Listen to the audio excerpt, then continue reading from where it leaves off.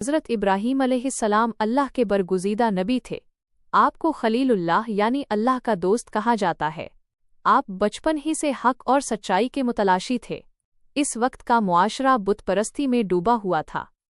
लोग बड़े बड़े पत्थरों को खुदा मानकर उनके सामने झुकते थे, मगर हज़रत इब्राहीम अलैहिस्सलाम का दिल कभी मुतमईन न हुआ।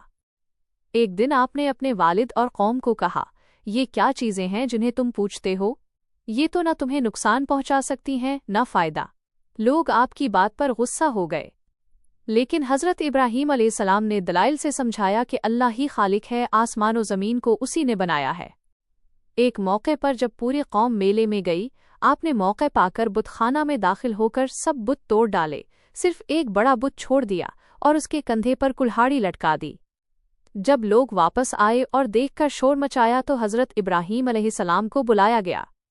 आपने फरमाया, ये कुल्हाड़ी तो बड़े बुत के पास है, इससे पूछो कि किसने बाकी बुत तोड़े हैं।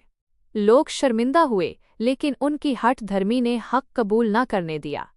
उन्होंने आग जलाई और हज़रत इब्राहीम अलैहिस्सलाम को उसमें डाल दिया, मगर अल्लाह ने आग को हुक्म दिया, ए आग, इब्राहीम पर ठंडी और सलामती वाली हो जा।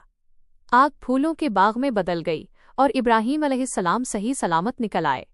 ये एक बहुत बड़ा मोजज़ा था, मगर फिर भी जालिम लोग ईमान न लाए। इसी तरह एक और अजीम इम्तिहान आप पर आया जब अल्लाह ने ख्वाब में आपको हुक्म दिया कि अपने बेटे हज़रत इस्माईल अलैहिस्सलाम को अल्लाह की राह में कुर्बान करें। बाप ने बेटे से बात की। बेटे ने कहा, अब्बा जान, जो हुक्म मिला है वो कीजिए, इंशाअल्लाह आप मुझे साबिर पाएंगे। जब आपने छुरी चलाने का इरादा किया तो अल्लाह ने हज़रत इस्माईल की जगह एक दुम्बा भेज दिया और फरमाया, ए इब्राहीम, तुमने ख्वाब को सच कर दिखाया, हम नेकोकारों को इसी तरह आजमाते हैं।